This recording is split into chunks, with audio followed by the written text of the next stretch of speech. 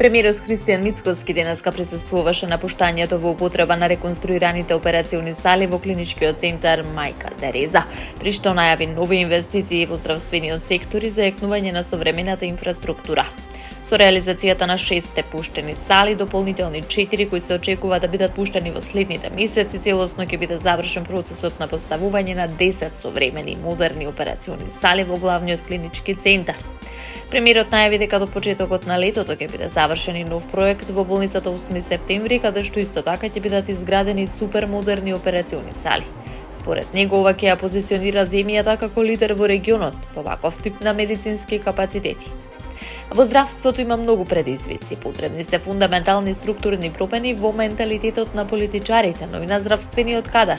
Нашата цел е да решаваме проблем по проблем со постепени реформи и соодветен пристап, истакна Мицкоски.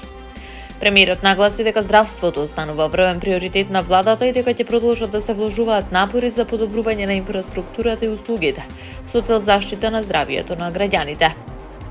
Би сакал да му честитам на директорот на клиничкиот центар, на директорот на фондот, на министерот и на сите кои беа вклучени во реализацијата на овој проект.